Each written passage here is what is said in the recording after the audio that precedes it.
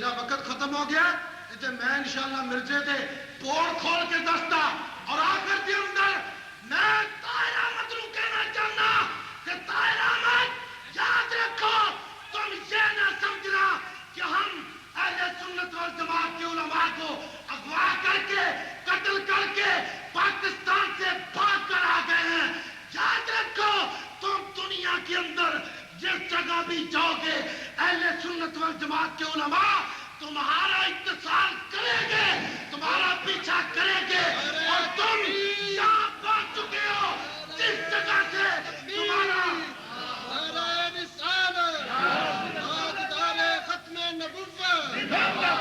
تم اس مقام پر پہنچ چکے ہو جس مقام پر تمہارے پودے کو کاشت کیا گیا تھا.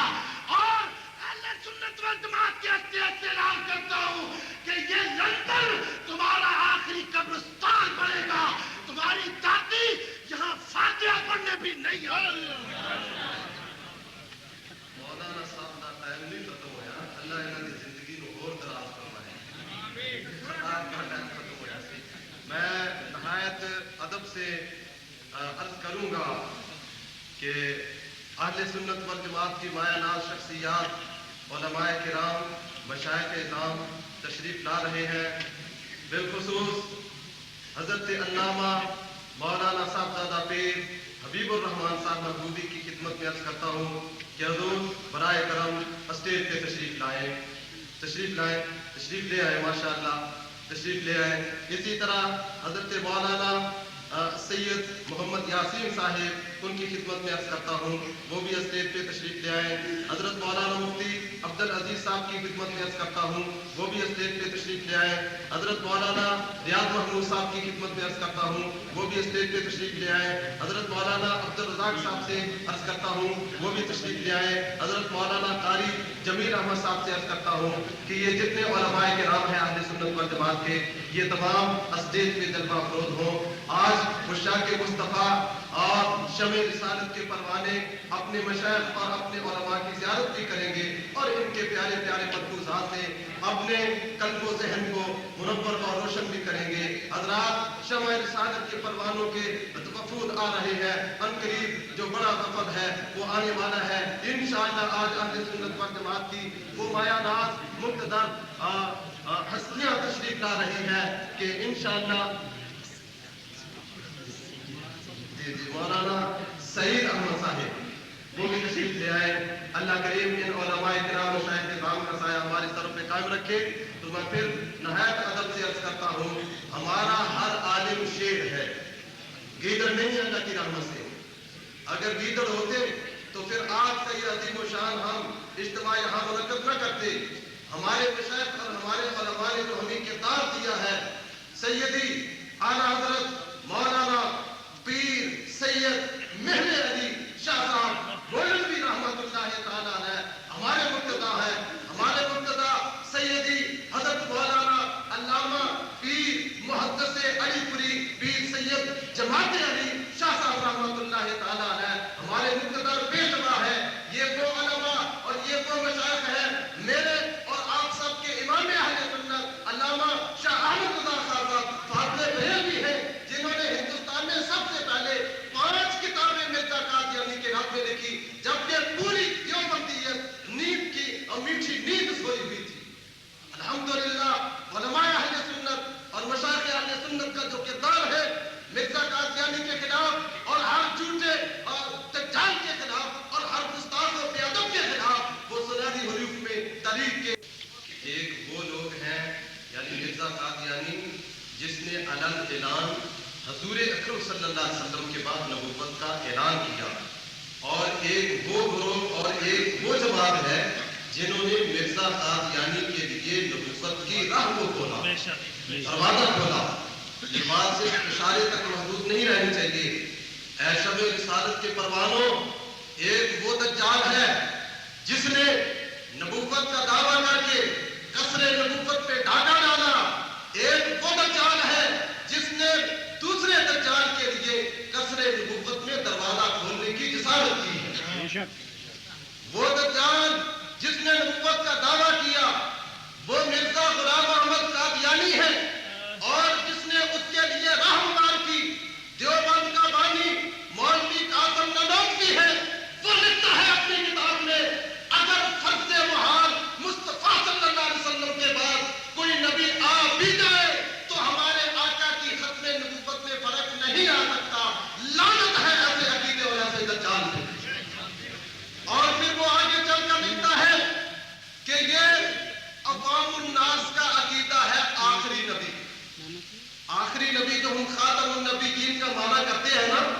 کہ حضور علیہ السلام آخری نبی ہیں، یعنی سرکار کے بعد کوئی دوسرا نبی نہیں آئے گا، وہ کہتا ہے یہ جاہلوں کا، عوام کا عقیدہ ہے.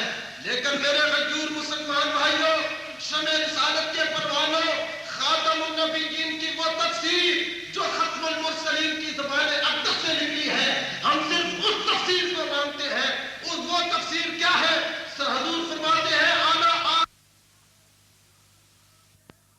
انا آخر الانبیاء وانتم آخر الامم. حضور فرماتے ہیں تمام نبیوں کا آخری نبی میں ہوں اور امتوں میں سے آخری امت تم ہو. اور اب وہ جو دجال جس کا ظہور ہونے والا ہے، لا محالہ فیکم، جو آنے والا دجال ہے وہ لا محالہ تم میں سے آئے گا. میرے دوستوں، میرے بزرگوں، آج سے 2-3 ماہ پہلے فیصلے میں جو ختم نبوت کے کانفرنس کے نام پہ جو ڈھونک رچایا گیا تھا، جن لوگوں نے رچایا تھا، میں علماء کی سرپرستی میں اور خداوند ذوالجلال کو حاضر و ناظر جان کر آپ کو سچ عرض کرتا ہوں، مدینہ والی سرکار کو گواہ بن کے عرض کرتا ہوں، یہ وہ لوگ ہیں جنہوں نے مرزا قادی علی کی نبوت کی راہنمائی کی ہے. ان کو تکلیف کیا ہے؟ تکلیف یہ ہے راستہ انہوں نے بنایا، مال کوئی لوٹ کے لے گیا. یعنی چوری کے لیے دونوں دھات میں بیٹھے ہوئے تھے، لیکن مرزا قادیانی نے دیکھا ابھی تو یہ راہ ہموار کر رہے ہیں کہ انہوں میں چلتے چلتے اس سے فائدہ اٹھا جاؤں. تو میرے دوستو، اہل سنت والجماعت ہی وہ سواد اعظم جماعت ہے، وہ عظیم و شان جماعت ہے جس کو یہ اعزاز حاصل ہے. ہم ختم المرسلین کی ایک ایک ادا اور ہر اس شان کو دل و جان سے مانتے ہیں جو خداوند ذوالجلال نے مصطفیٰ صلی اللہ علیہ وسلم کو عطا فرمائی ہے.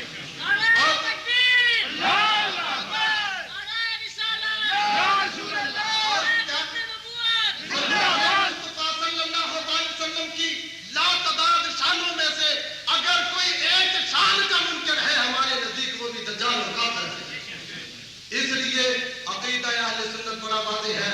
آج علماء آپ کو انشاءاللہ یہ بتائیں گے فتن فتن اور وقتاً وقتاً کہ ہم اہل سنت والجماعت جو یہ کہتے ہیں کہ ہمارا عقیدہ حق ہے، قرآن اس پہ گواہ ہے، سنت اس پہ گواہ ہے، 1400 سال کا اجماع امت اس پہ گواہ ہے.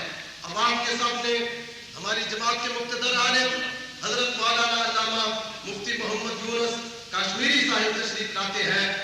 وقت اسلامت مشن UK کے جنرل سیکرٹری، ان کی آمد سے پہلے پرزور نعرہ لگائیے گا، نعرہ تکبیر، نعرہ رسالت، تاجدار ختم نبوت، مطلب کر کے تاجدار ختم نبوت، دیان کا کانا دجال، دیان کا کانا دجال، علماء اہل سنت، اہل سنت، عوام اہل سنت.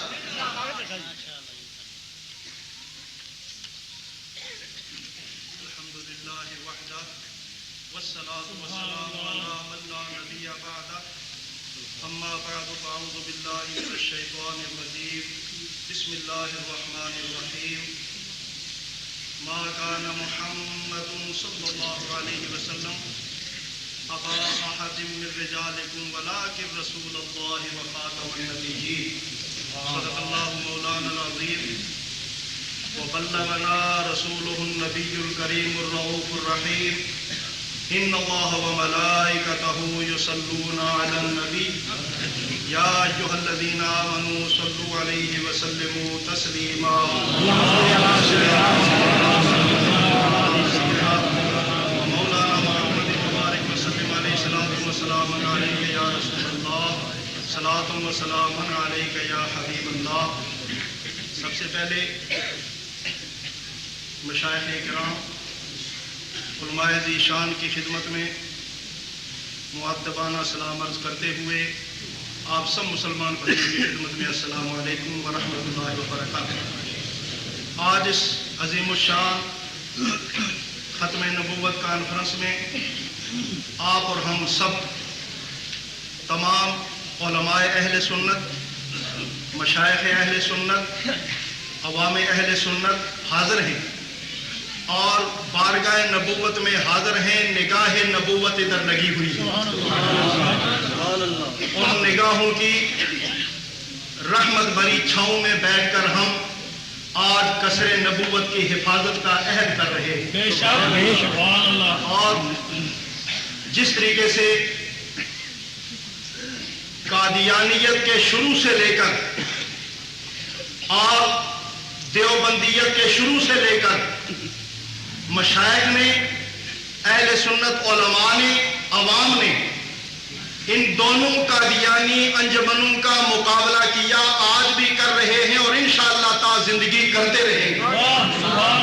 اور اس میں اپنے مشائخ کے نقش قدم پر چلتے ہوئے انشاءاللہ العزیز قصر نبوت کے خلاف کسی گندی زبان کو بولنے کی اجازت نہیں دی جائے گی انشاءاللہ. اور اللہ نے چاہا تو آپ دیکھیں گے کہ جہاں جہاں یہ دونوں ڈاکو اپنے اپنے روپ بدل بدل کر کے آ رہے ہیں، انہی مقامات پر رسول اللہ کے غلام ان کی سرکوبی کے لیے ہر حالت میں ہر جگہ پہنچ رہے ہیں. نعرہ تکبیر،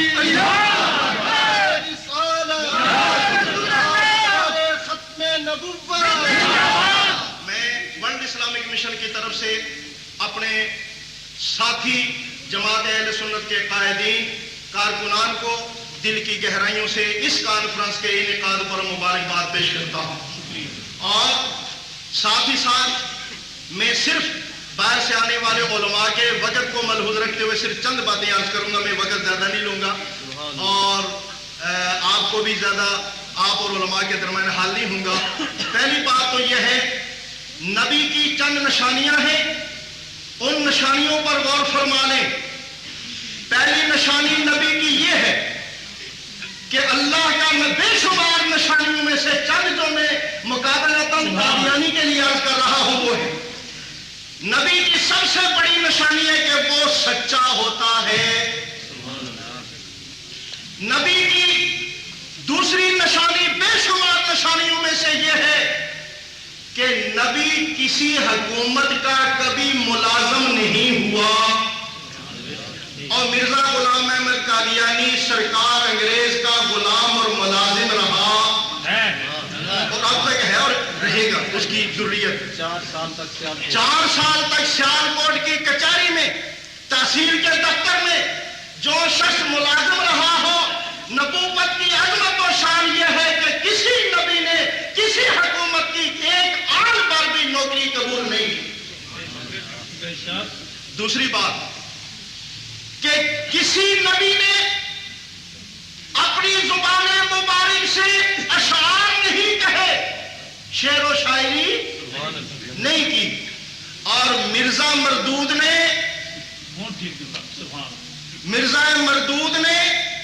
شعروں پر مشتمل کتاب لکھی در سمین. اس کے اندر جو اشعار لکھے ہیں وہ حضرت آپ ہی تشریف فرما دیں گے. جو اپنی حقیقت اس نے بیان کی ہے کہ میں کیا ہوں، میری حیثیت اور حقیقت کیا ہے. اللہ کا نبی کبھی شعر و شاعری نہیں کرتا. مرزا نے اپنے جھوٹ کو ثابت کرنے کے لیے اشعار کہے، کتاب لکھی. تیسری وجہ، اللہ کے نبی نے کسی بھی نبی نے اپنے دست مبارک سے اپنے قلم سے کوئی کتاب تعلیم نہیں کی. اور مرزا نے کتنی کتابیں لکھی؟ کہا کہ حکومت برطانیہ کی تعریف میں میری 500 کے قریب الماریاں بھری ہوئی ہیں، 50 الماریاں میری بھری ہوئی ہیں، تقریباً 500 کے قریب کتابیں صرف حکومت برطانیہ کے شکریہ میں، کیونکہ نبوت کا تاج اسی نے جو رکھا تھا اس کے سر پہ. تو کسی نبی نے اپنے دست مبارک سے کبھی کوئی کتاب نہیں تعریف فرمائی. 3 باتیں. چوتھی بات یہ ہے کہ کسی نبی نے اپنے دور میں حضور نبی پاک صلی اللہ علیہ وسلم کے علاوہ تشریف آوری کا کسی کا اعلان نہیں کیا. اور ہمارے نبی پاک علیہ السلام نے آخری اعلان فرمایا کہ میں آخری نبی ہوں، میرے بعد کوئی نبی نہیں. تو یہ وہ چند باتیں ہیں جو ہمارے لیے جاننا ضروری ہے. مرزا نے یہ ساری چیزیں کی. نبی کی شان یہ ہے کہ وہ کبھی ایسی باتیں نہیں کیا کرتا. جس کمبخت کو، جس پاگل کو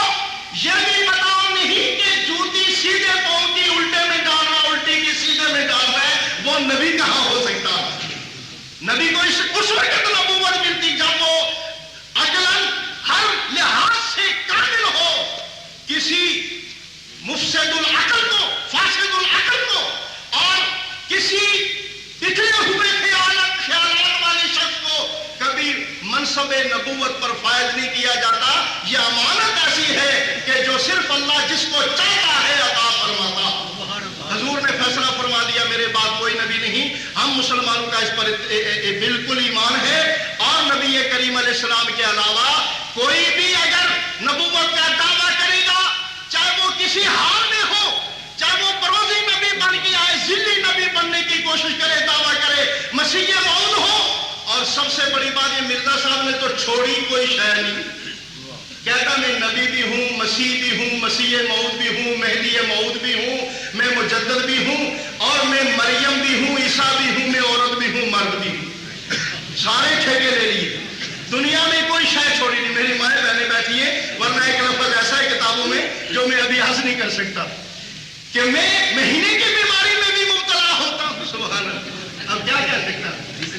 اور آپ کشتی نو میں، یہ اس کی تعریف ہے، ہماری نہیں ہے بھائی، یہ اس کے گھر کی بات کر. قادیانیوں کو تو ہمارا شکریہ ادا کرنا چاہیے، مرزے کی کتابوں کی حوالے ہم دے رہے ہیں، ان بیچاروں کو تو کتابوں کا پتہ نہیں لکھی کتنی ہے اور کیا کیا بکواس لکھا اس کے اندر. تو میں عرض یہ کر رہا تھا کہ اس شیطان نے، اس پاگل نے کوئی مقام ایسا نہیں چھوڑا جو اس نے اپنے آپ کو اس میں ملوث نہ کیا ہو. تو بہرحال قادیانیت کے خلاف ہماری جدوجہد اپنے بزرگان اکرام کے نقش قدم پر چلتے ہوئے جاری تھی، جاری ہے، اور انشاءاللہ قیامت تک جاری رہے گی.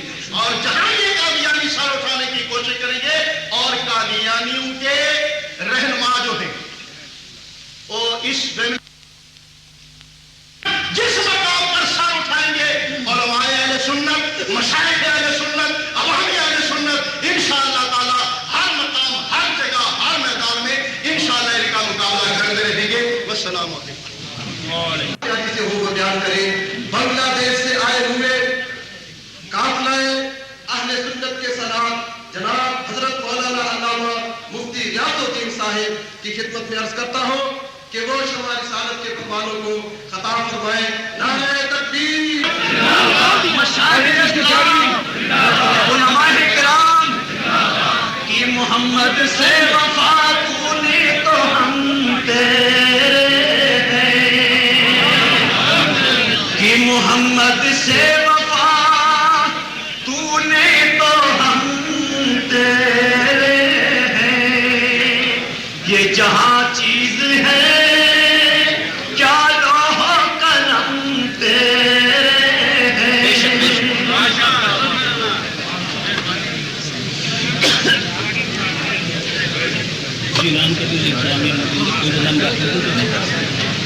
ہم جسے چاہے وقت دیں گے، جسے چاہے سلامت رکھتے ہیں، لیکن یہ نحمدہ الحمدللہ الذی وحدہ، الحمد للہ الذی وحدہ، والصلاۃ والسلام علی من لا نبی بعدہ. اما بعد فاعوذ باللہ من الشیطان الرجیم. بسم اللہ الرحمن الرحیم. ما کان محمد ابا احد من رجالکم ولکن رسول اللہ وخاتم النبیین وکان اللہ بکل شیء علیما. ایک بار درود شریف پڑھیے.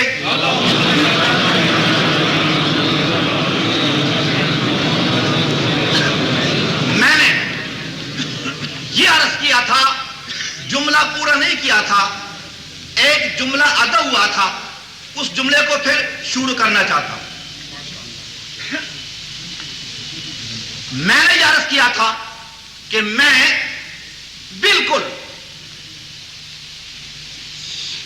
1-2-3 منٹ کے اندر یا 5 منٹ کے اندر شریعت کی زبان میں عقیدہ ختم نبوت کی حیثیت کیا ہے اور اس کو ذہن میں ذرا بٹھائے رکھیں.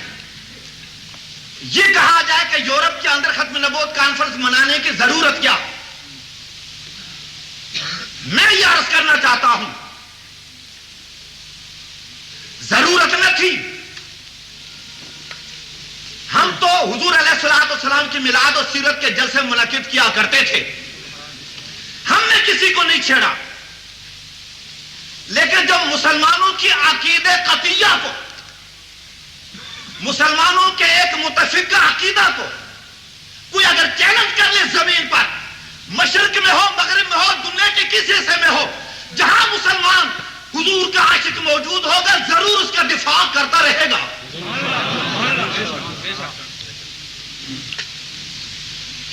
سنیے، ضرورت کیا ہے؟ بتائیے، اپنے ایمان کو بچانا ضروری ہے یا نہیں؟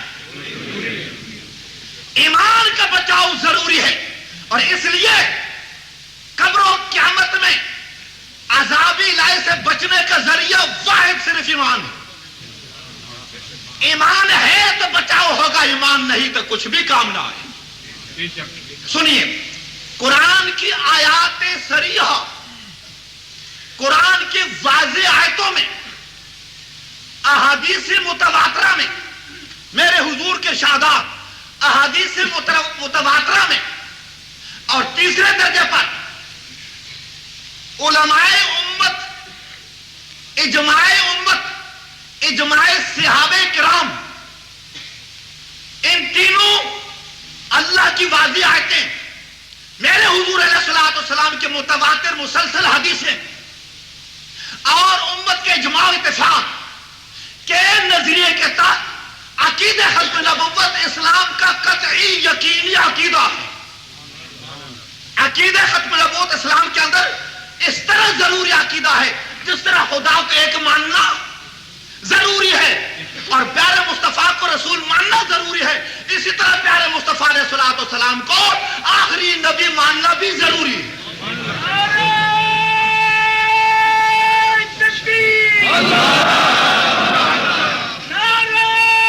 یہ عقیدہ سنیے سنیے سنیے،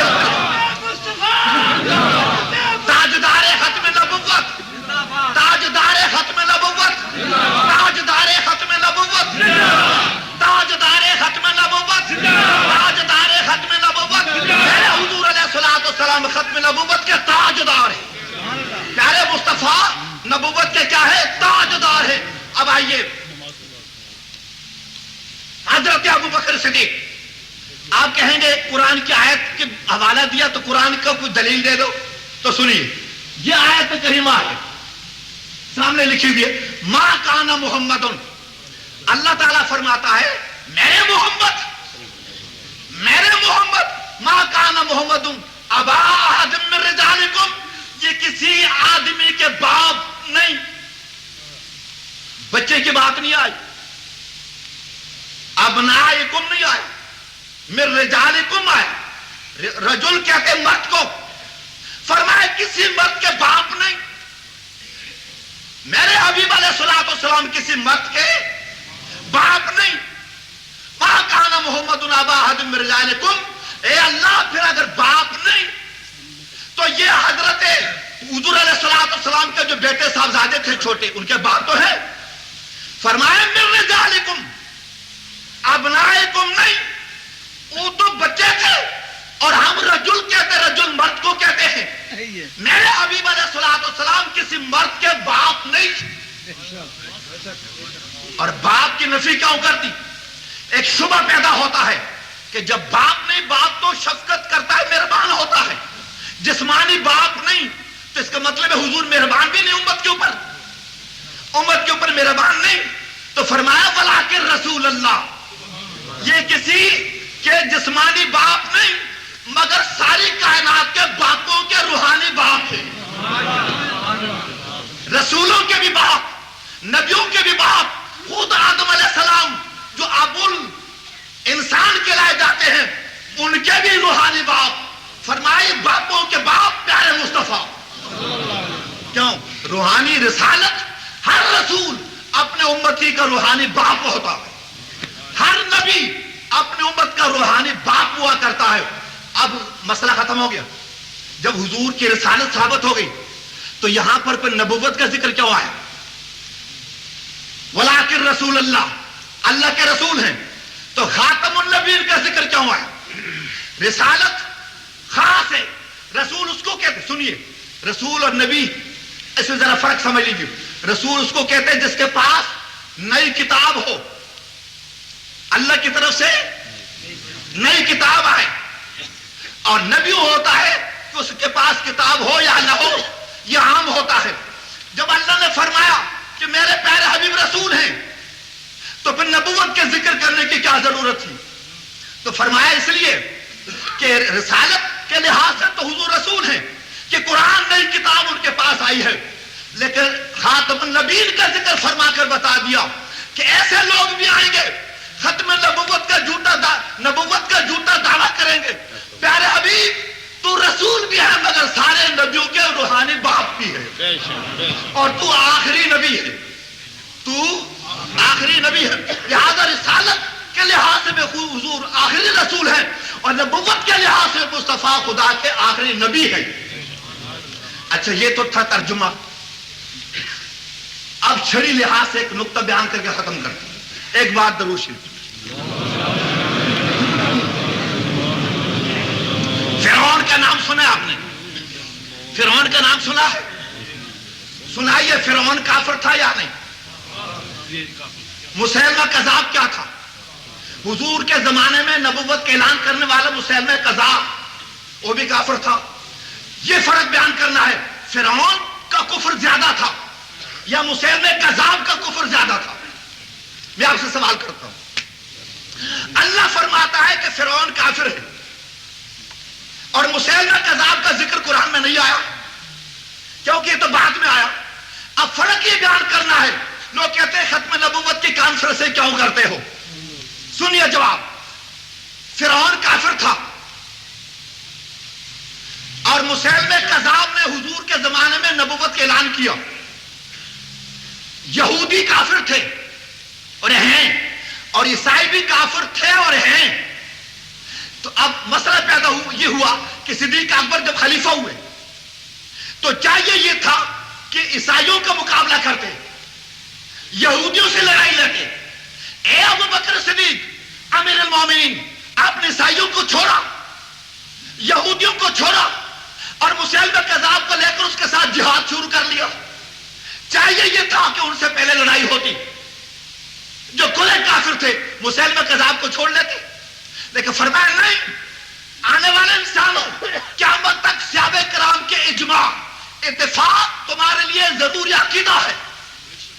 نصرانی عیسائیوں کا کفر کم درجے کا ہے، یہودی کا کفر بھی کم درجے کا ہے، مگر جو حضور کے ختم نبوت کو توڑتا ہے وہ سب سے بڑا کافر ہوتا ہے.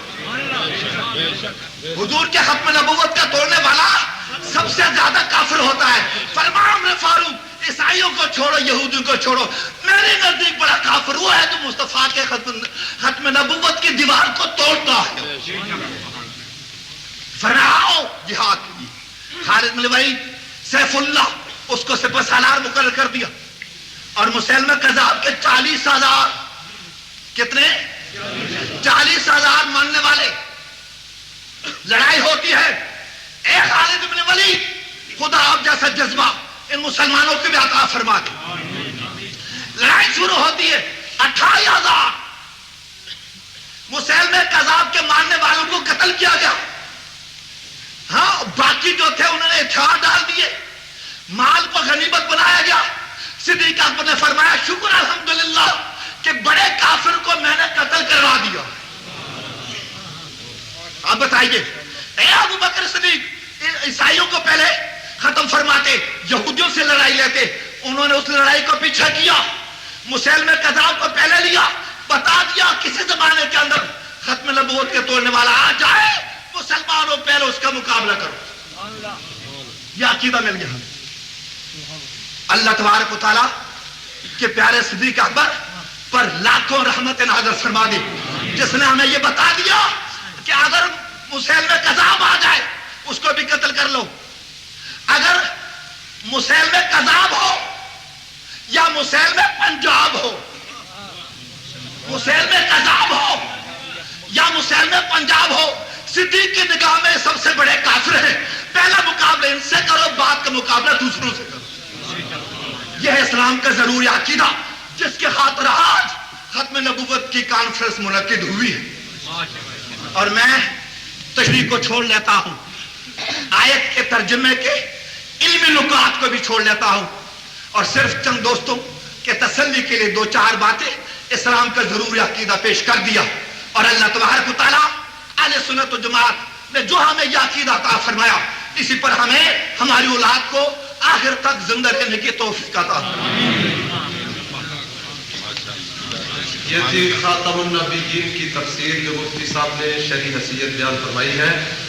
اب آپ کے سامنے ایک تقریر انگلش میں ہوگی اور پھر اردو میں تقریر ہوگی، اس کے بعد پھر ایک مین تقریر جو ہے وہ انگلش میں ہوگی تاکہ ہمارا وہ نوجوان طبقہ جو انگلش زبان کو بنسبت اردو اور پنجابی کی زیادہ سمجھتا ہے ان تک بھی یہ پیغام ختم نبوت پہنچ جائے.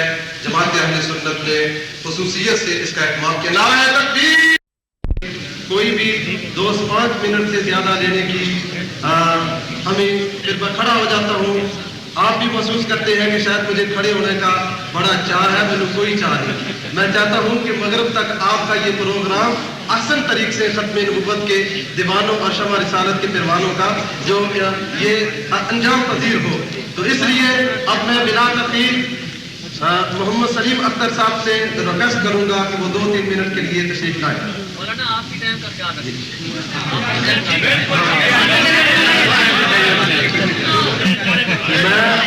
میں تقریر بھی کر رہا ہوں، اعلان کی نمبر 2 پہ اگر سلیم اختر صاحب نہیں ہے تو وائس کونسلر محمد فضل الرحمان صاحب تشریف لائیں. یہ سب حضرات یہاں موجود نہیں ہیں.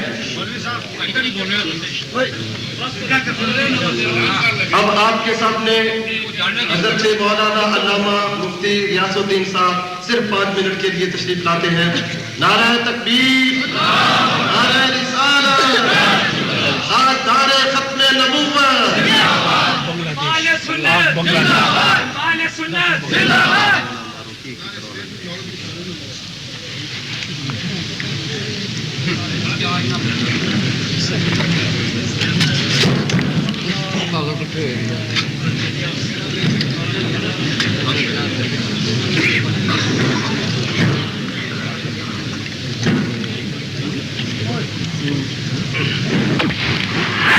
الحمدللہ کفا وسلام علی عباده الذین اصطفى. اما بعد فقد قال الله تعالى في القرآن المجيد والفرقان الحميد قد جاءكم من الله نور وكتاب مبين.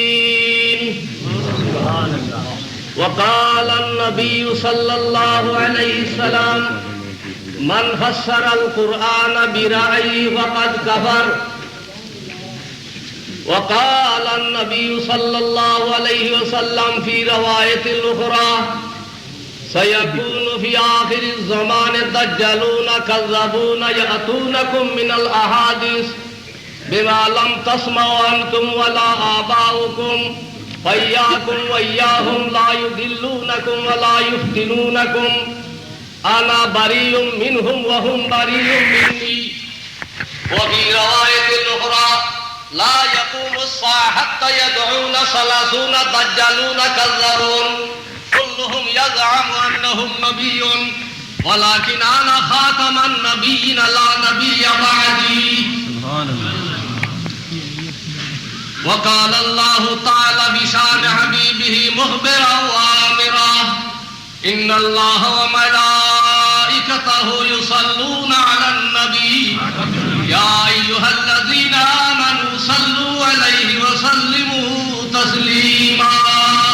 صلى الله على سيدنا ومولانا محمد وعلى آله وصحابه وبارك وسلم. الصلاة والسلام عليك يا رسول الله. الصلاة والسلام عليك يا حبيب الله. سيد الكونين خاتم المرسلين آخر آمد واجب الاحترام علماء اہل سنت، مشائخ نظام، عاشقان رسول، پیارے سنی مسلمان بھائیوں اور دوستوں،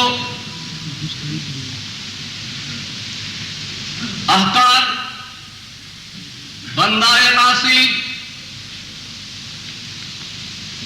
اس عظیم الشان ختم نبوت کانفرنس پر شرکت کرنے کی وجہ یہی ہے صرف کہ ہمارا عقیدہ یہ ہے کہ ہمارے نبی جو وہ آخری نبی ہے، خاتم النبیین ہے، حیات النبی ہے، حاضر و ناظر ہے۔ سبحان اللہ۔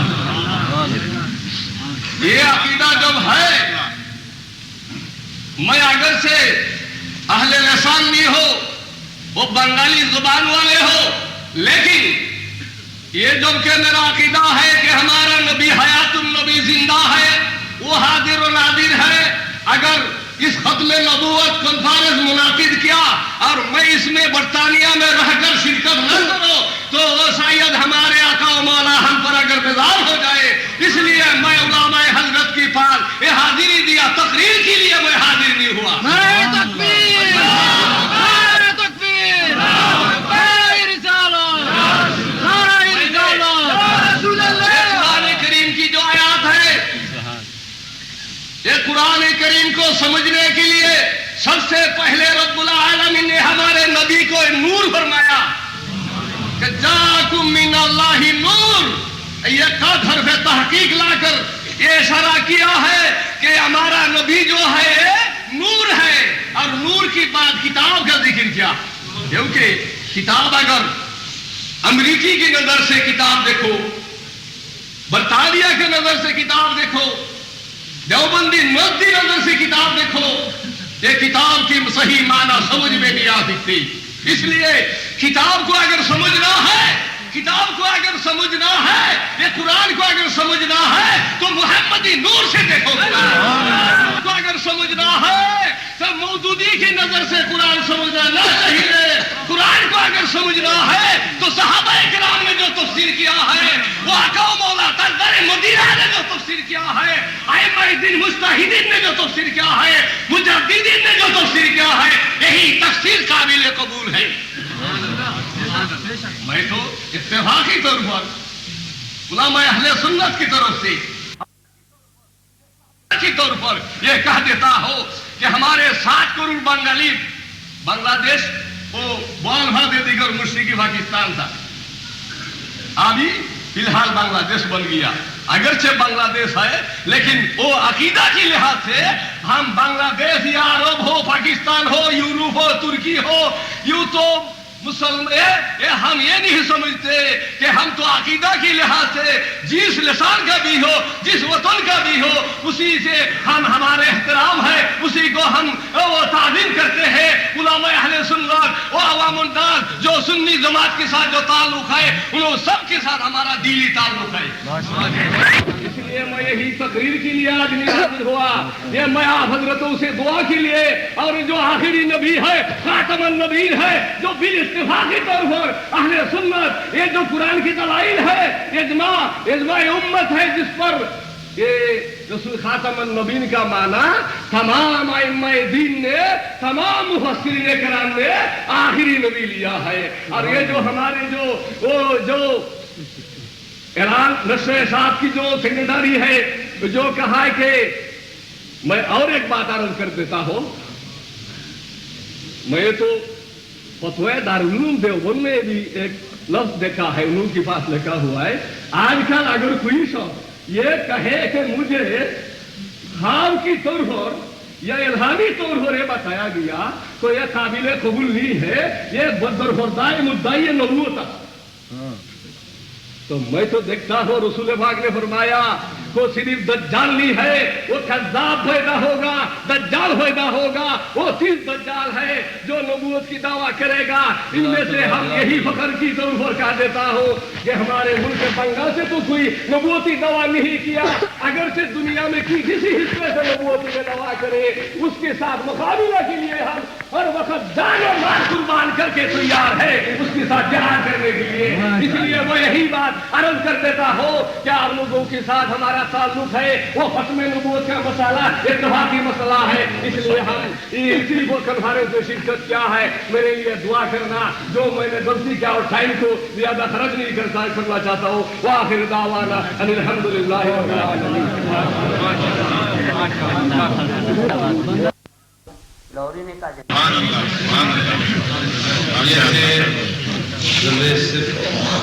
پیران نظام میں سے حضرت علامہ پیر صاحب حبیب الرحمان صاحب 5 منٹ گھڑی کے حضرت علامہ سید السادات سید پیر زاہد حسین شاہ صاحب رضوی سرپرست جماعت اہل سنت سے عرض کرتا ہوں کہ آپ تشریف لائیں۔ نعرہ تکبیر، نعرہ رسالت، نعرہ ختم نبوت، فیضان رضا علماء سنت زندہ باد، علماء سنت زندہ باد، یا علی۔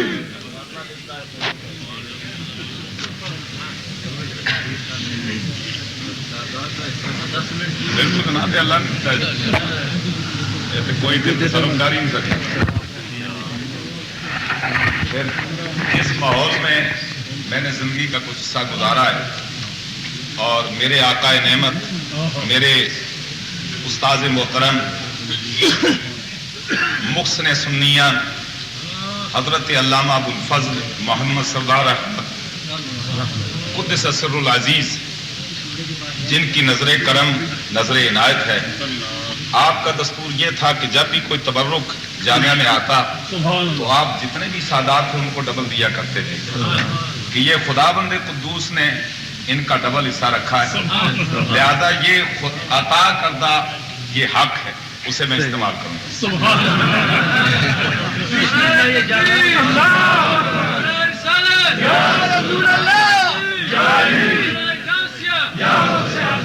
نحمد و نصلی علی رسول الکریم۔ اما بعد فاعوذ باللہ من الشیطان الرجیم، بسم اللہ الرحمن الرحیم۔ ما کان محمد ابا احد من رجالکم ولکن رسول اللہ وخاتم النبیین وکان اللہ بکل شیء علیما۔ ان اللہ ملائکۃ یصلون علی النبی یا ایھا الذین آمنوا صلوا علیہ وسلموا تسلیما۔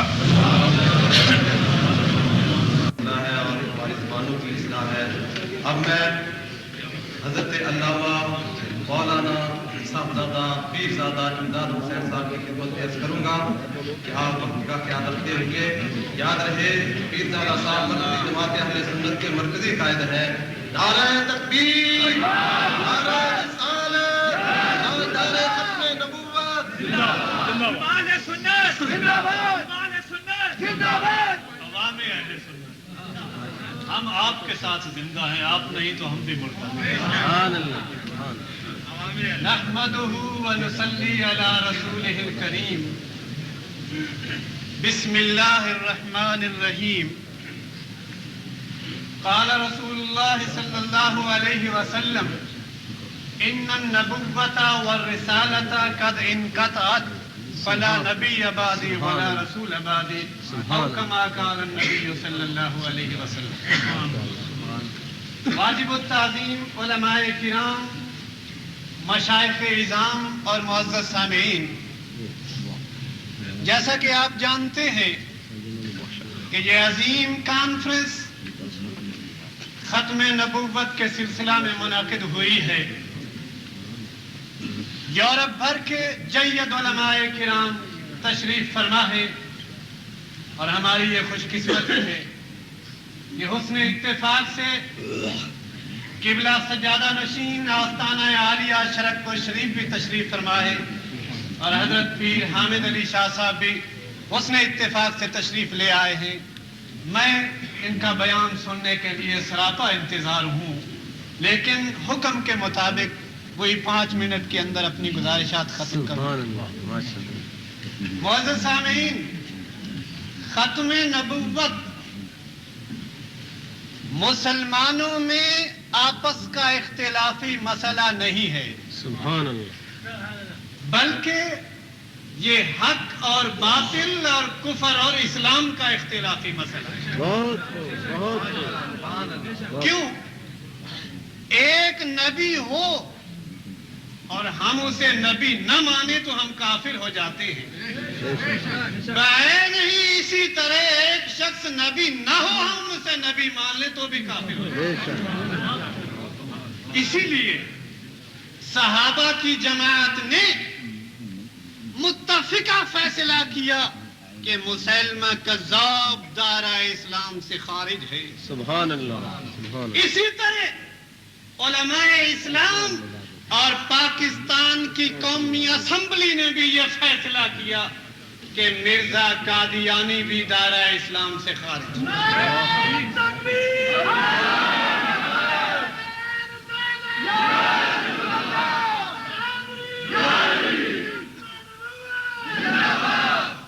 اخبارات میں مرزائی لوگ یہ تاثر دینے کی کوشش کر رہے ہیں کہ ہم مسلمان ہیں، ہمارے ساتھ زیادتی ہوئی ہے، ناانصافی ہوئی ہے، ہمیں بلا وجہ غیر مسلم قرار دے دیا گیا ہے۔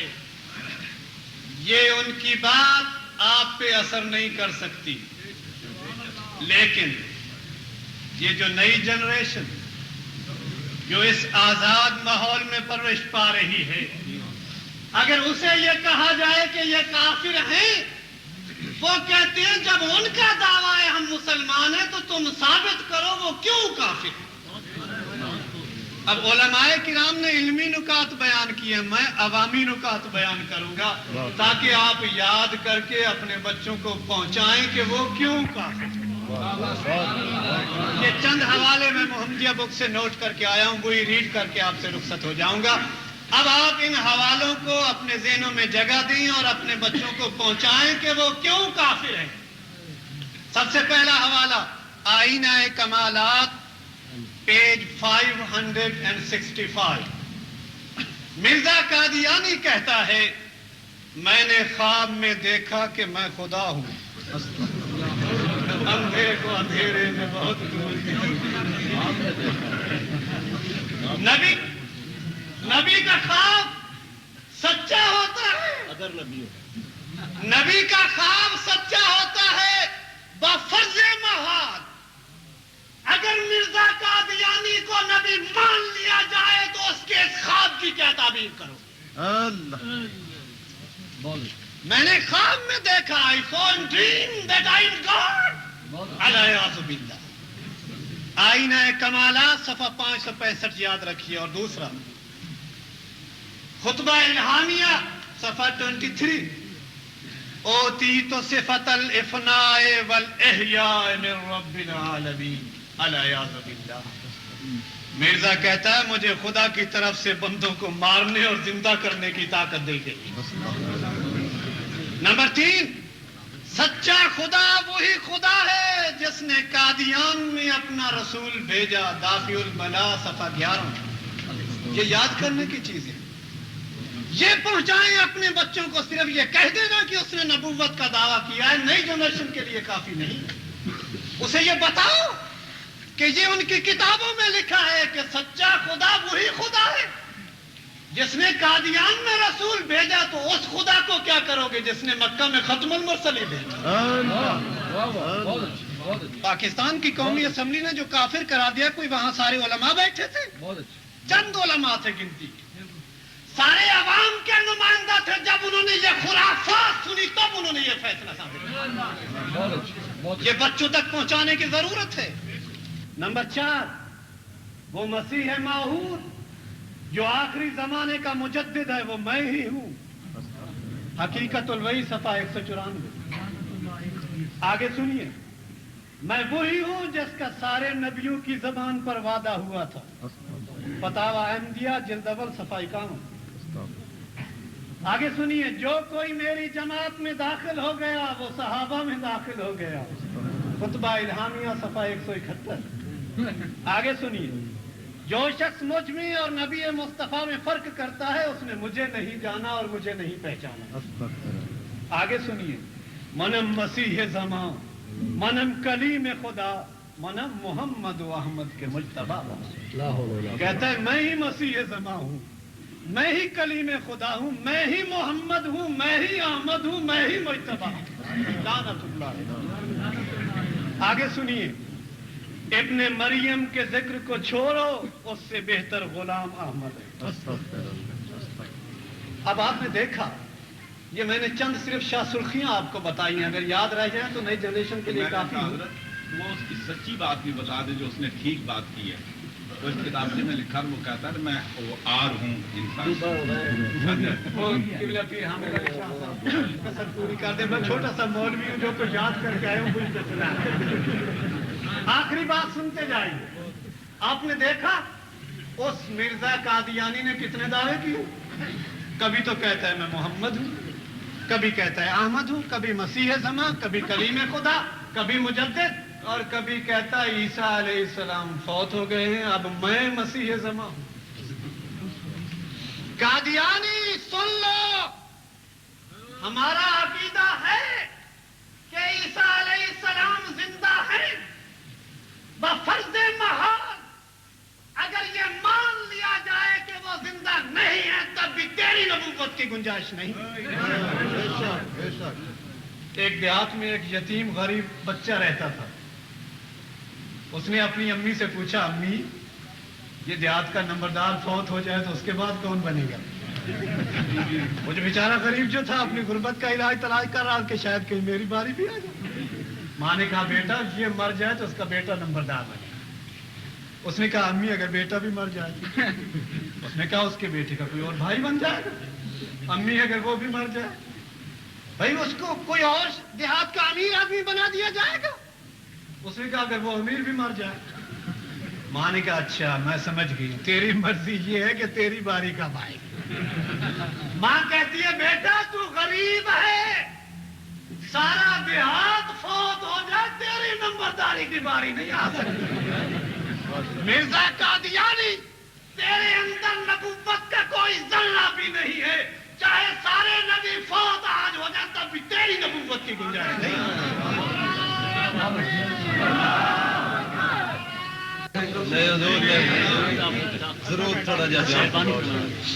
گزارش یہ ہے کہ ایک ہے مسئلہ ختم نبوت، یہ الگ مسئلہ ہے. ایک ہے مرزا قادیانی، یہ الگ مسئلہ ہے. کیونکہ یہ جس وقت پیدا ہوا ہے یہ 1839 ہے یا 1840 ہے، اور پہلے مدتیں بیت چکی ہوئی ہیں کہ یہ مسئلہ طے ہو چکا ہوا ہے.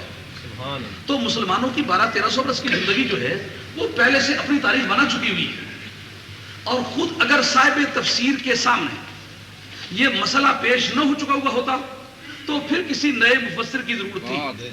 اگر صاحب تفسیر خود موجود ہے، اس نے اس کی تفسیر ڈالی ہے، تو یہ اصولیوں کا طریقہ کار ہے کہ کسی اجمال کی تفصیل ہوتی ہے، کسی تفصیل کی توجیہ ہوتی ہے، لیکن مفسر کی کوئی تفسیر نہیں ہوتی. اصولیوں نے لکھا ہے، اصول استدلال کیا ہے کہ کسی صاحب کلام کا اپنے کلام کی تفسیر کر ڈالنا، اس کے بعد مزید اس پر گفتگو کا چانس نہیں ہوتا.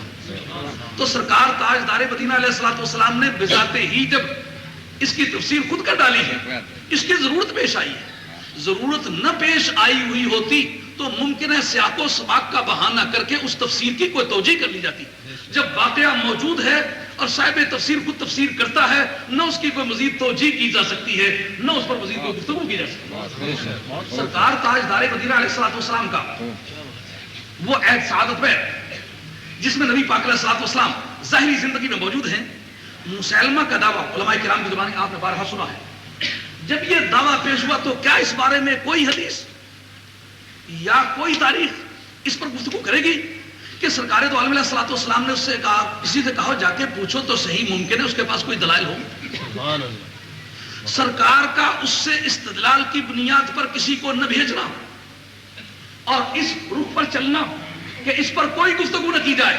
ملا علی قاری رحمۃ اللہ علیہ شرافی اکبر کے اندر لکھتے ہیں کہ اگر کوئی آدمی کسی کی تذلیل کی غرض سے دلیل پوچھے تو پوچھ سکتا ہے، لیکن تسکین کی غرض سے دلیل پوچھے تو پوچھتے ہی کافر ہو جاتا ہے، قطع نظر اس بات کے کہ اس نے دلیل پوچھی کیا ہے، اس نے دلیل دی کیا ہے.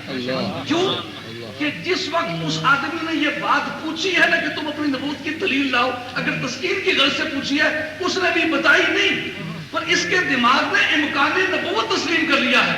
حضور کے بعد کسی نئی نبوت کا مارز وجود میں آنا تسلیم کر لیا ہے تو نفس اتنا تسلیم کر لینا مستلزم کفر ہے. وہ آدمی اس کاروائی کے آگے چلنے سے پہلے کافر.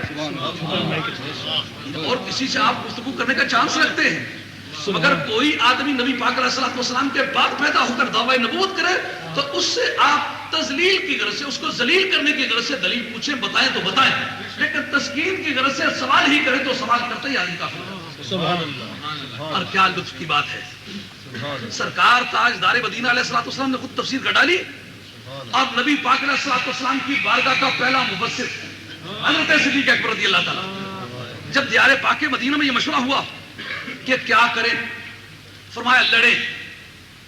صدیق اکبر رضی اللہ عنہ جیسا ملائم فارسی کا انسان کہتا لڑیں. پوچھا کس طرح؟ کہا وہاں یمامہ میں جا کر. یار یہ ماجرا سمجھنے کے قابل مسلمانوں کہ اگر بدر کی جنگ ہوئی دشمن چل کے آیا، مسلمانوں نے راستے میں روکا، دفاعی جنگ. بے شک. احد کی جنگ ہوئی دشمن چل کے آیا، نبی پاک علیہ الصلوۃ والسلام کے غلاموں نے شہر سے باہر نکل کے اسے روکا. احزاب کی جنگ تھی، دشمن چل کے آیا اور شہر کی چار دیواری کو باندھنے لگا تو نبی پاک علیہ الصلوۃ والسلام کے غلاموں نے شہر میں جانے سے روکا. یعنی یہ جنگیں تھی دفاعی. اب یہ پہلی جنگ ہے جو جارحانہ جنگ ہے، وہاں جا کے لڑنا.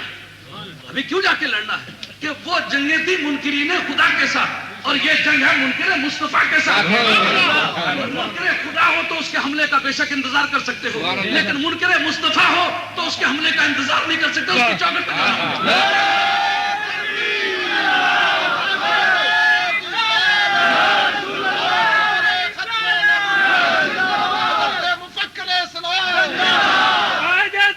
ختم نبوت، تاریخ نظام مصطفیٰ، مال سنت، مال سنت، آبرو ملت، آبرو ملت. کیا ٹھکانے کی بات ہے اس موقع پر. سبحان. سوال طے ہوا کہ دشمن کے پاس جانے لگے. کبھی دشمن بھی دوست کا روپ دھار لیتا ہے. دوست اور دشمن کی تمیز کے لیے الکلمۃ السریہ، پرانے وقت میں اس کو شعار کہتے ہیں، دور حاضر کی فوجی زبان میں آج اس کو کہتے ہیں الکلمۃ السریہ، اس وقت میں کہتے تھے شعار.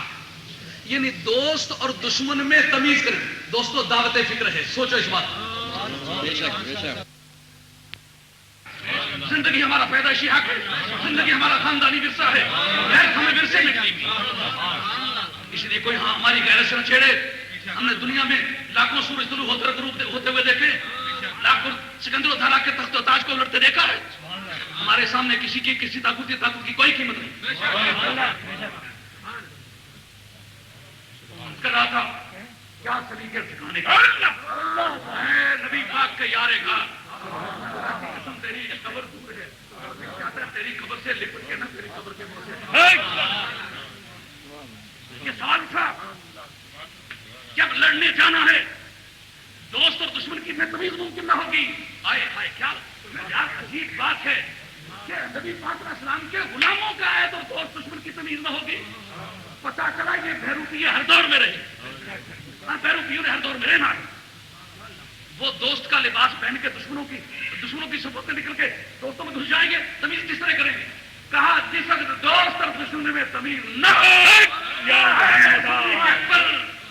یہ برمنگھم کی مسجد کے اونچے اونچے مینار تیری بارگاہ کلام کہتے ہیں، تیری صداقت پوری کائنات بج رہی ہے کہ تمہارا شعار کیا ہوگا جب دوست اور دشمن کی تمیز نہ ہو تو یا محمد. کس نے لکھا؟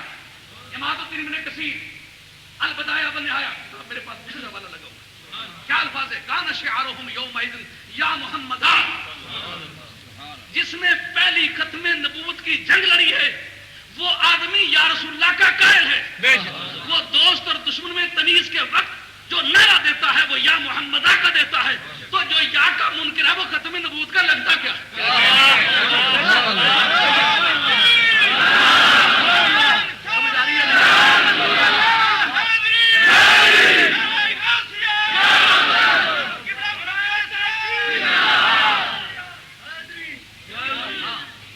خوبصورت عقیدہ ہے کہ دوست اور دشمن جب مکس اپ ہو جائیں، مولانا یادگاری صدیق اکبر رضی اللہ عنہ کی ذہانت کائنات کے سر عنوان لکھی جانے کی ہے. تھوڑا دوست اور دشمن میں تمیز نہ ہوگی تو کیا کرنا ہوگا؟ یا محمد آ کے نہ ہوگا تو جو یہ کاشن نہ بولے ڈر. پتہ ہے اس کا مطلب کیا تھا؟ سامنے آ گیا پہچانتے نہیں ہے، یا محمد آ، یا محمد آ بولا، اگر بچ گیا، نہیں بولا تو پا کر. کیا مطلب؟ قاعدہ ہے کوئی چیز فرض نہ ہو. دھیان سے سنو، علماء کرام بڑی قیمتی بات میرے ذہن میں آئی ہے. علماء کرام کی اجازت ہے تو وکیلی عرض کروں گا کہ ویسے کیا خیال ہے یا رسول اللہ اگر کوئی نہ کہے تو اس کو گولی تو نہیں مارنی چاہیے، مگر جس وقت شعار مقرر ہو چکا ہے، جو کوڈ ورڈ مقرر ہو چکا ہوا ہے، دوست اور دشمن کی تمیز کا معیار بن گیا ہوا ہے.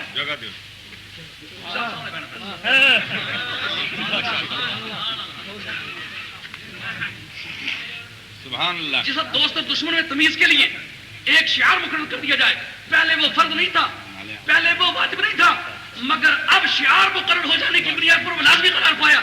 کل تک اگر نماز کے بعد اونچا ذکر فرض نہیں تھا تو نہ ہو، جائز تو تھا، ہاں، مگر آج اپنے اور بیگانے میں تمیز کے لیے اگر اس کو شعار مقرر کر دیا تو پھر کرنا ہوگا.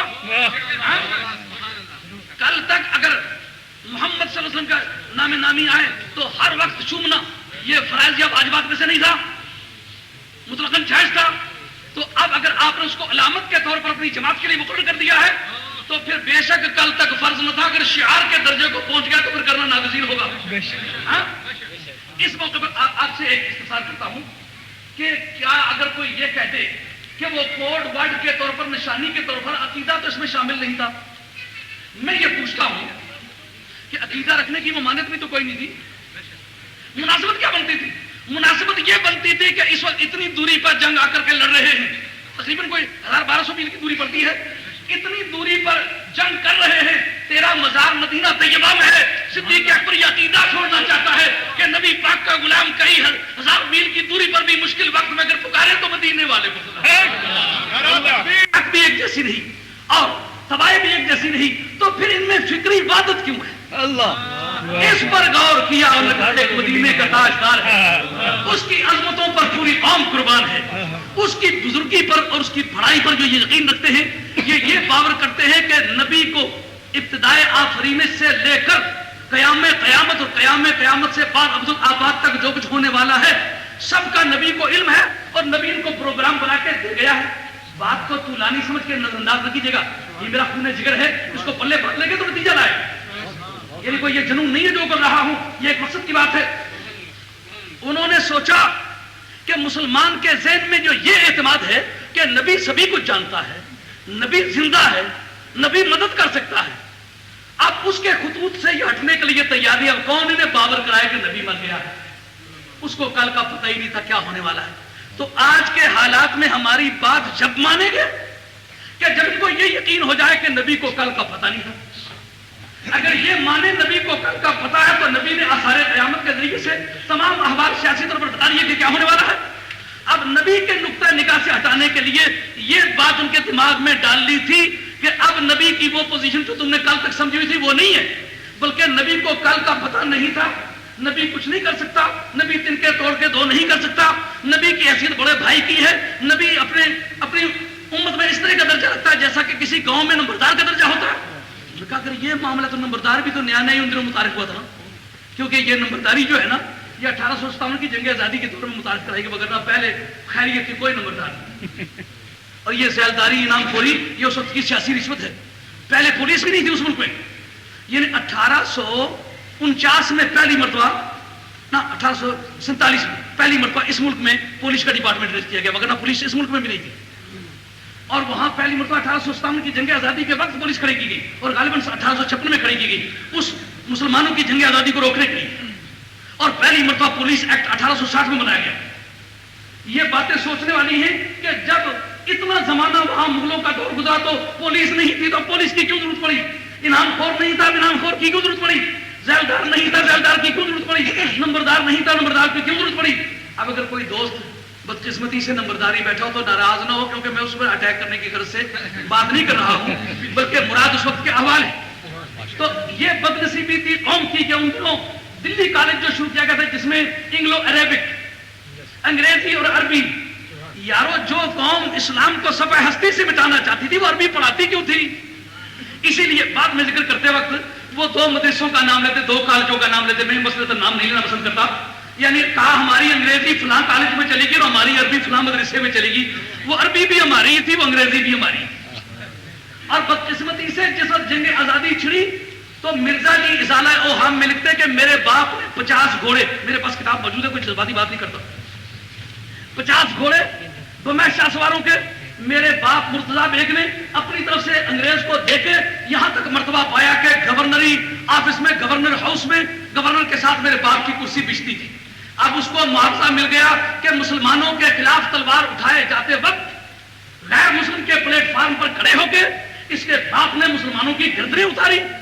جس باپ کا ایسا جو ایسا باپ ہو سکتا ہے اس کا بیٹا کیا ہو سکتا ہے؟ یعنی مسلمانوں کی جنگ آزادی شروع ہے جس میں مولانا فضل خیر آبادی رحمۃ اللہ علیہ اس مجاہد ملت کا جنازہ جزائر انڈمان سے آتا ہے اور بڑے بڑے مذہب خانوں کو بے چراغ کر کے چھوڑ دیا جاتا ہے، بڑے بڑے بزرگوں کو جیل خانے کی طویل مدتیں جھیلنا پڑتی ہیں اور بے شمار علمی خزانوں کا ورق بنا دیا گیا، مسجدوں کی نیلامیاں ہوئی، مدرسوں کو تالے لگے اور زبان بندیاں ہوئی، اذانوں پر پابندی ہوئی۔ ان دنوں میں پوچھتا ہوں اگر کسی مولوی صاحب کا مدرسہ اوپر کی طرف اٹھ رہا ہے تو میں پوچھتا ہوں اگر مسلمانوں کا ہے تو کیوں اٹھ رہا ہے؟ اس مدرسے کو آپ بھی جانتے ہیں، میں بھی جانتا ہوں، جن 1867 میں اس مدرسے کی بنیاد پڑی تھی اور مرزا جی کی اپنی ایک روایت کے مطابق 1868 میں مرزا جی نے اعلان نبوت کیا تھا۔ ان کے 11 قول ہیں، ان میں سے ایک قول ہے 1868۔ تو ان دونوں کو ملاؤ، پتا چلا اس مدرسے کی بنیاد کے بھی وہی ایام تھے اور مرزا جی کی نئی نبوت کے اعلان کے بھی وہی ایام تھے۔ اب دونوں کے بیانات ملاؤ۔ اس مدرسے کے بانیان کہتے ہیں کہ ہم انگریز کی گورنمنٹ کے ساتھ ہو کے مسلمانوں سے لڑے اور مسلمانوں کو مارا اور ہمارے آدمی انہی دنوں کے شہید ہیں۔ یعنی شہادت کی عجیب قسم ہے، لڑے غیر مسلم کی حمایت میں، لڑے مسلمانوں کے ساتھ اور بر جانے پر شہادت مل گئی۔ اور انہی ایام میں مرزا جی جو ہیں یہ 1864 میں اہل کی پوسٹ پر بھرتی ہوئے اور جب نبوت کا پروگرام بن گیا تو پھر اس 4 سال کی ملازمت کے بعد ریزائن کر دیا۔ اس موقع پر آپ دونوں چیزوں کو اکٹھا کرتے ہیں اور قانون کی ایک سیکشن پیش کرتا ہوں، اس پر دھیان کریں۔ اب یہ میری تقریر کے آخری کلمات ہوں گے لیکن آپ ایک نتیجہ پائیں، وہ کیا کہ پوری دنیا کا قانون اعانت مجرمانہ کو ارتکاب جرم سمجھتا ہے۔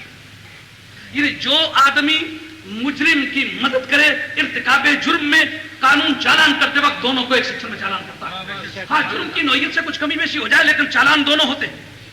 طریقہ کار کیا ہے؟ طریقہ کار یہ ہے کہ اگر کوئی شخص کسی مجرم کو یہ کہتا ہے کہ فلاں کام تم کرو، لیکن جس کام کی وہ ترغیب دیتا ہے اس کام کے کرتے وقت اس آدمی سے کوئی ایسا فعل سرزد ہو جاتا ہے جو اس ترغیب کا اغلب نتیجہ ہو سکتا ہے، حالانکہ اس نے اس کا ذکر نہیں کیا، مگر اگر فعل کے ارتکاب کے وقت وہ مطلوب نتیجہ نکل آیا تو قانون کہے گا کہ جس جرم کا اس نے نام لیا ہے اس جرم کی ترغیب بھی اسی نے دی ہے، جس کا نام تو نہیں لیا لیکن اس ترغیب کا اغلب نتیجہ ہو سکتا ہے، اس جرم کی ترغیب بھی اسی نے دی ہے۔ غالباً بات آپ نہیں سمجھو گے، اب میں بات سادہ لفظوں میں سمجھاتا ہوں۔ ایک آدمی کہتا ہے یہ 5 سیر سوٹا لے لو، وہ 80 سال کا بڈھا بزرگ جو جا رہا ہے نا اس کے گنجے سر میں ذرا سانس بند کر کے پوری قوت سے 3 ضربے لگاؤ، مگر دھیان رکھنا مر نہ جائے۔ اب 80 سالہ بڈھا، اس کے مقابلے میں ایک باڈی بلڈر نوجوان کو 5 سیر سوٹا ہاتھ میں دیا جائے، کہا 3 بار کرو۔ اگرچہ اس نے سر سے مار ڈالنے سے منع کیا ہے مگر 3 سوٹے جو مارنے کی ترغیب دی ہے اس کا اغلب نتیجہ قانون کی نظر میں موت ہے۔ کیوں؟ 80 سالہ بڈھے کو 5 سیر سوٹا ایک جوان کا 3 مرتبہ پیر بپیر لگے تو اس بیچارے کی تو ہوائی خارج ہونی ہے، اس بیچارے کی کیا باقی، اس کی تو پھونک نکل جانی ہے۔ تو وہ یہ کہے جناب میں نے اس کو تو 3 سوٹے مارنے کا کی ترغیب دی تھی، میں نے سر سے مار ڈالنے کا تو حکم نہیں دیا تھا۔ قانون کہتا ہے جس جرم کی تو نے ترغیب دی تھی نا کہ 3 سوٹے گنجے سر میں پہلوان بن کے 80 سالہ بڈھے کو مارو، اگرچہ تو نے کہا تھا سر سے نہیں مارنا مگر اس ارتکاب جرم کا اغلب نتیجہ موت ہو سکتا تھا۔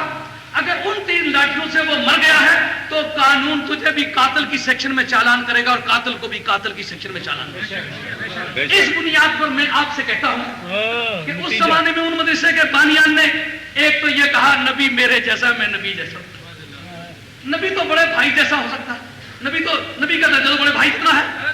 تو اگر یہ کہہ دیا نبی بڑے بھائی جیسا ہوتا ہے تو بڑا بھائی تو روزانہ پیدا ہو سکتا ہے, لہذا نبی روزانہ پیدا ہو سکتا ہے. تو آپ کی منطق اس بات کو, آپ بھی تو منطق کے استاد ہیں, اس صغرے کو کبرے کو ترتیب دیں, حضرت کو حذف کریں, کیا باقی رہ جائے گا؟ یعنی نبی تو بڑے بھائی کی طرح ہے اور بڑا بھائی روزانہ پیدا ہو سکتا ہے. ہاں جی, بڑے بھائی جیسا آدمی روزانہ پیدا ہو سکتا ہے. آپ اگر ان کو حذف کرتے تو کیا نکلے گا؟ نبی تو روزانہ پیدا ہو سکتا ہے. اب یہ کہتے وقت جواز تو نئے نبی کے امکان پیدائش کا تو نکال دیا, رہ گئی بات قانونی سیکشن کی. کہا خاتم النبیین کا یہ ترجمہ کہ سب سے آخری, یہ عوام کا ترجمہ ہے. خاص کا ترجمہ معاذ اللہ یہ ہے کہ نبی باعتبار مرتبے کے ایسے کمال کو پہنچا ہوا ہے کہ اس کے کمال کا اور کوئی نبی نہیں آیا. اس بنیاد پر انہوں نے نتیجہ یہ تذکیہ کہ اگر بالفرض اب کوئی نیا نبی بھی آ جائے تو سرکار کے ختم نبوت میں فرق نہیں آئے گا. تو وہ 1860 کی ایکلیسیاسٹیکل گرانٹس, مذہبی امدادی fund, police act, educational policy اور پاکستان ہندوستان کا متفقہ طور پر سیٹلمنٹ جس کو بندوبست کہتے ہو, وہ زمینداروں کا بندوبست ہوا تھا, زمین کا بندوبست نہیں ہوا تھا. کیونکہ جنگ آزادی میں لڑنے والے زمیندار تھے, جاٹ تھے, کاشتکار تھے, صوفیاء تھے, جلاہے تھے, موچی تھے, نائی تھے, تیلی تھے, درجی تھے, اور ان کو کمین اسی وجہ سے قرار دیا تھا کہ انہوں نے جنگ آزادی میں حصہ لیا تھا. وگرنہ انگلینڈ کا رہنے والا درجی اگر کمینہ نہیں ہے تو ہمارا درجی کمینہ کیوں ہے؟ اگر برمنگھم کا ایک نائی کمینہ نہیں ہے تو پنڈی کا رہنے والا نائی کمینہ کیوں ہے؟ جب عزت ہر ایمان والے کا حق ہے تو پھر مسلمانوں میں یہ کلاسیں عزت والے کی اور بے عزت کی کلاسیں بنا کے مسلمانوں کو دینا, یہ تو دین میں چپر لگانے والی بات تھی. تو یہ کیوں کیا تھا؟ وہ 1860 کے بندوبست میں جن جن لوگوں نے, میری طرف دھیان رکھیں, میری طرف پلیز, میری طرف دیکھنا ہے کیا کہہ رہا, ساری زندگی سروے کرو کہ یہ بات نہیں آتا ہے. یعنی جن لوگوں کو کہا تھا کہ جلاہے کے نام زمین نہیں ہو سکتی, کیوں چار پایا ہے؟ اگر نبی کریم علیہ السلام کے دور میں لگ سکتی تھی تو اب کیوں اس زمانے میں زیادہ نزاکت پیدا ہوگی, اب کیوں نہیں لگا سکتا؟ اگر اس ملک میں کسی جلاہے کے نام زمین لگتے وقت زمین انکار نہیں کرتی تو پاکستان میں کیوں ایسا کرتی تھی؟ اصل بات یہ تھی وہ 1857 کی جنگ آزادی میں جن پیشہ وروں نے حصہ لیا تھا, اور کیوں حصہ لیا تھا؟ اصل میں ہم کو اعتماد تھا, نائی کو یہ پتا تھا اس طرح ایک لے کے چل پڑوں جس شہر میں جاؤں حجامت تو بنانی بنا, روٹی مجھے ملے ہی ملے, ناموس مصطفیٰ کا وقت ہے, جان دوں گا, وقت آ گیا ہے للکار کے میدان میں. جاٹ نے سمجھا میری زمین ہے, زمین کو اٹھا کے لے جا نہیں سکتا, جب تک زمین ہے میں بیل 2 جوت لوں گا تو دانے پیدا کروں گا, اب ناموس مصطفیٰ کا مسئلہ کٹ مروں گا. انہوں نے کہا زمیندار تو جب کٹ مرے گا جب زمین تیرے پاس چھوڑیں گے. یہ اس وقت کی جاگیرداریاں, اس وقت کی نواب صاحبیاں, یہ لعنت کے توق ہیں. اور اس وقت جن مسلمانوں کو حقوق مالکانہ سے بے تعلق کر دیا گیا, معلوم کر دیا گیا, وہ خوش نصیب انسان ہے, تاریخ کے آبرومند انسان ہے. وہ جلاہے, وہ موچی, وہ نائی, وہ دھوبی, وہ پیشہ ور کل قیامت کے میدان میں بارگاہ مصطفیٰ میں جب پیش ہوں گے آبرومند ہوں گے, جنہوں نے اپنی اکانومی کو, اپنے معاشیات کو, اپنی زندگی کو خطرے میں ڈال کے ناموں سے مصطفیٰ کو تحفظ دیا تھا. مگر اس وقت وہ علمی برادری بھی وہ انگریز کے پلیٹ فارم پر نظر آئی. کیوں نظر آئی؟ کہ وہ پڑھے ہوئے اس کالج کے تھے جہاں انگریزی بھی ان کی تھی اور عربی بھی ان کی تھی. وہ ان کی جو عربی تھی وہ اصل میں انگریز کی پالیسی کا عربی میں ترجمہ تھا, عربی کچھ نہیں تھی, اصل میں منشا انگریز کا ترجمہ تھا. ہاں وہ کوئی مدرسہ بن گیا بنے, لیکن جس وقت انہوں نے کہا کہ اگر نیا نبی بھی آ جائے تو سرکار کے ختم نبوت میں فرق نہیں آتا. ایک نبی نمبردار جیسا ہوتا ہے, نمبردار تو روزانہ پیدا ہو سکتے ہیں, لہذا نبی روزانہ پیدا ہو سکتے ہیں. اب جس جرم کی ترغیب دی ہے اس کا اغلب نتیجہ تو نئی نبوت کا اعلان ہے. اب کہیں گے سوٹا مارنے والے کو چھوڑو, پہلے جس نے سوٹے کی ترغیب دی تھی وہ کدھر گیا ہے؟ سبحان اللہ. سمجھ آ رہی ہے نہیں آ رہی؟ بات سمجھ آ رہی ہے نہیں آ رہی؟ کہ ایک لاٹھی مارنے والے کو, ایک جوان کو کسی نے پکڑ کے سوٹا دیا کہ 3 سوٹے گنجے سر میں پوری قوت سے مارو, لیکن دھیان رکھنا مر نہ جائے. ہم دیکھیں گے بے ایمان اصل میں تو مروانا نہیں چاہتا تھا, کیونکہ جس جرم کی تو ترغیب دے رہا تھا اس کا اغلب نتیجہ موت تھا. اب اب میں نبی جیسا ہوں, نبی میرے جیسا ہے, نبی نمبردار جیسا ہے, نمبردار روزانہ پیدا ہو سکتے ہیں, لہذا نبی روزانہ پیدا ہو سکتا ہے. نیا نبی بھی پیدا ہو جائے تو کوئی ختم نبوت میں فرق نہیں آتا. جس جرم کی تو ترغیب دے رہا ہے اس کا اغلب نتیجہ تو نئی نبوت کا اعلان ہے. اب ہم مدعی نبوت سے کو چالان کرنے سے پہلے اس کو تلاش کرتے ہیں. تو کدھر گیا جو کہتا ہے میں نبی میرے جیسا ہے؟ میں تجھے بھی ہتھکڑی لگانا چاہتا ہوں. کرمنل ابیٹمنٹ میں, احانت مجرمانہ میں جس جرم کی تو نے ترغیب دی تھی اس کا اغلب نتیجہ نئی نبوت کا اعلان ہے. لہذا نبی کو اپنے جیسا کہنے کی مہم شروع کرنے والا بھی تو ہی ہے, اور نئی نبوت کا اعلان کرنے کے لیے خام مال مہیا کرنے والا بھی تو ہی ہے. لہذا مدعی نبوت کو جس سیکشن میں چالان کریں گے اسی سیکشن میں تمہیں بھی چالان کریں گے. البتہ ایک بات ابھر کے اس وقت آ جاتی ہے کہ یار ان کو تو دیکھا ہے کہ مرزائیوں کی بڑی مخالفت کرتے. یار مخالفت جو پیسوں پہ خریدی جاتی ہے مخالفت کہلاتی ہے. اس کا کوئی قانونی ثبوت نہیں ملا. آل انڈین نیشنل کانگریس, پوچھو اس کی بنیاد کس نے رکھی تھی؟ انگریز. اس کی بنیاد ہے تو جنگ آزادی لڑنے والی جماعت تھی جس میں ہندو مسلمان مل کے وطنیت کی بنیاد پر, نیشنلزم کی بنیاد پر آزادی مانگ رہے تھے. لیکن شروع کس نے کی تھی؟ اس کا نام ہے مسٹر ہیوم, HUME, ہیوم, اور وائس آیا تھا لارڈ ڈفرن. اس کے زمانے میں پیسے گورنمنٹ کے خرچ ہوئے. آل انڈین نیشنل کانگریس بنی. کام کیا تھا؟ گورنمنٹ کے خلاف باتیں کرنا. اور جماعت بھی گورنمنٹ کی اور باتیں بھی گورنمنٹ کے خلاف. اس کا نام ہے نورا کشتی. سمجھو, اگر یہ بات نہ نکلے ذمہ دار کہ ڈاکٹر کوئی ایک انگریز افسر تھا, ہیوم نام تھا, لارڈ ڈفرن کے کہنے پر اس نے سرکاری پیسے خرچ کر کے اس کو باقاعدہ ایک ترتیب دیا تھا. اور 1884 میں غالباً اس کی بنیاد رکھی جا کر پہلی مرتبہ 1885 میں اس کی ہماگیر ایک میٹنگ ہوئی جس کی وائس رائے ہی نے صدارت کی تھی. ذرا خیال فرمائیں کہ مخالفت کبھی یوں بھی ہوتی ہے کہ پیسے دے کے مخالفت کراتے ہیں, کیونکہ مسلمان اوپر اوپر کے آتے ہیں. اگر کوئی پلیٹ فارم ایسا ہے جس پر ہمارا ہولڈ نہیں تو اوپر کیا آئے گا تو روکیں کیسے؟ کہ ان میں اپنے بندے چھوڑو, خرچہ ہمارا ہو. جب اوبر کے آئیں تو قیادت ہمارے ہاتھ میں, جہاں سے بٹن دبائے پھونک نکل جائے.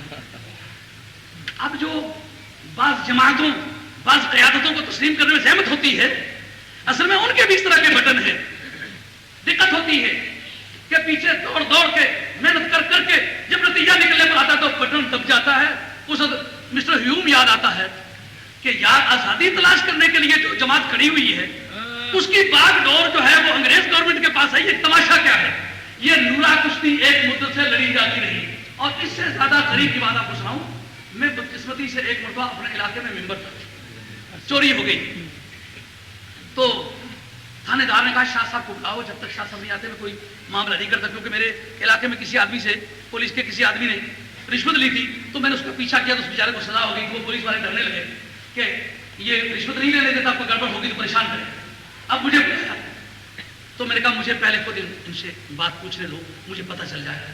اب دیکھا ایک گینگ ہے ایک دوسرے کو گالیاں دے رہی ہے, ان میں دو چار کو میں پہچانتا ہوں. تو میں نے جب ان کو تنخواہ کر کے پوچھا, میں نے کہا بھائی یہ کیا معاملہ ہے؟ ان کا معاملہ یہ ہے کہ چوری تو ہم نے کی ہے. میں نے کہا کس نے؟ کہا یہ ساری گینگ میری ہے. تو میں نے کہا گالیاں ماں بہن کی ایک دوسرے کو دے رہے ہو, کچھ پتہ نہیں چل رہا. انہوں نے کہا شاہ صاحب آپ تو سادہ لو ہی ہیں, چوری چھپانے کا تو یہی طریقہ ہے. رات کو چوری اکٹھی کی ہے, اب مال عدم کرنے کے لیے ناآشنائی ظاہر کرنے کا ہمارا کوئی نہیں. تو اس طرح وہ جو ایکلیسیسٹیکل گرانٹ تھی, مذہبی امدادی فنڈ تھے, اس کی پیداوار مرزا جی تھے. وگرنہ مرزا جی بالکل خیریت سے تھے, جو جس کی عادت میں اس سیرت احمدیہ لکھے ان کے بیٹے نے, تو اس میں لکھا کہ ابا جی کی طبیعت بڑی سادی تھی. وہ کبھی دایاں جوتا بائیں جوتے پاؤں میں اور بایاں جوتا دایاں پاؤں میں پہن لیا کرتے تھے. تو بدقسمتی سے جیبیں دو ہوتی تھی کرتے کی, اور گڑ کی بھیلیاں کھانے کا بڑا شوق تھا. پیشاب کی کثرت کی وجہ سے ان کو مٹی کے ڈھیلے بھی جیب میں رکھنے پڑتے تھے.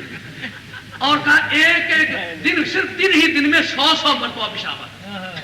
اب دن کے ٹائم کو تقسیم کر لیجئے, 100 پر تقسیم کریں تو کیا حاصل آتا ہے؟ اس کا مقصد یہ ہے کہ مرزا جی بیٹھے خطبہ دینے کے لیے الحمدللہ نحمدہ و نستعینہ و نستغفرہ, تم بیٹھو میں پیشاب کر رہا ہوں. اللہ اکبر, سجدے میں گئے کہ تم بیٹھو میں پیشاب کر رہا ہوں. اور نبی ہوا کہ پیشاب کی ٹیکی ہوئی. اب جس آدمی کو اتنی تمیزیں ماں کہتی ہے، اب کتنی مرتبہ تجھے سمجھایا ہے میں نے تیرے جوتوں پر نشان جو لگا دیے ہیں کہ یہ دایاں ہے یہ بایاں ہے، نشان جو لگے ہوئے یہ نظر نہیں آتے؟ جس کو دائیں اور بائیں جوتے کی تمیز نہیں، ایسا ممکن نہیں کہ گڑ کی بھیلی مٹی کے ڈیلوں والی جیب اور مٹی کے ڈیلے گڑ کی بھیلیوں کی جیب، اور یہ بھی ہے کہ ان کی عادت تھی کہ وہ مٹی کا ایک ڈیلا کئی مرتبہ استعمال فرمایا کرتے، ایسی طبیعت میں نظافتی استعمال کیا پھر جیب میں ڈالا استعمال کیا، اب وہ 4-5 مرتبہ کا استعمال ہوا جن میں 100 مرتبہ آئے تو ڈیلے کہاں سے مہیا کیے جائے؟ ایک سول سروس کا ملازم جو ساتھ ٹرک لیے پھر ڈیلوں کا، جب جا کے بات بنتی ہے تو مرزا جی کو احتیاطاً کافی سارے ڈیلے جیب میں رکھنا پڑتے ہیں۔ اب 10-20 مرتبہ کا استعمال شدہ ڈیلا جیب میں ہو اور گڑ کی بھیلی ڈیلوں کے جیب میں، ڈیلوں کا مٹی کا ڈھیلا جو ہے وہ گڑ کی بھیلیوں میں اگر پڑ گیا تو کھاتے وقت جو حشر ہوتا ہوگا وہ مرزا جی بے بتا مرزا جی بالکل خیریت تھے، ان کو کوئی یہ تکلیف نہیں تھی۔ دراصل اس جنگ آزادی میں انہوں نے دیکھا کہ عظمت رسول کا ایوان جب تک سلامت ہے مسلمانوں کو ڈسکنیکٹ نہیں کیا جا سکتا، گھیرا نہیں جا سکتا۔ پہلے مسلمانوں کا یہ عقیدہ متزلزل کیا جائے گا جو نبی کے بارے میں ہے، جب وہ متزلزل ہو جائے گا تو پھر اس قوم کو مارنا آسان ہو جائے گا۔ اصل مرزا جی کی بنیاد 1857 کی جنگ آزادی کے بعد پڑی ہے اور ان حالات میں پڑی ہے جبکہ مسلمانوں کا فکری انتشار مطلوب تھا، اور آج جو بہت زور لگانے والی قوم ہے دراصل خام مال انہوں نے ہی مہیا کر کے دیا ہے۔ اب ہمارا نقطہ نگاہ یہ ہے کہ اگر آپ سانپ کو مارے سپولیے کو چھوڑے تو دیر سویر سے سپولیے نے بھی سانپ ہی بننا ہے، اس لیے وقت پر دونوں کو پہچان کے رکھو۔ یہ تھا میرا آخری پیغام، اب میں آپ سے اجازت چاہتا ہوں۔ اور حضرت پیر حامد معزز سامعین،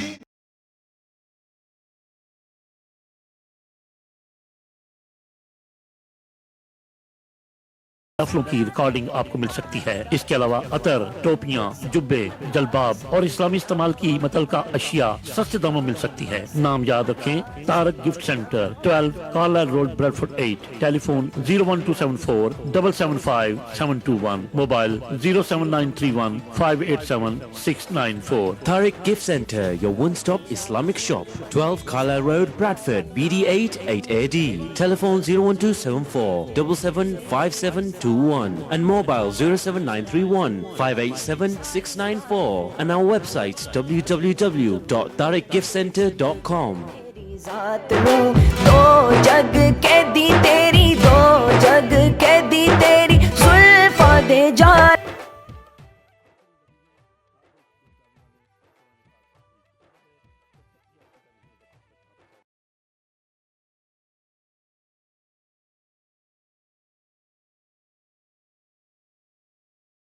اللہم صلی علی سیدنا محمد، اللہم صلی علی سیدنا محمد۔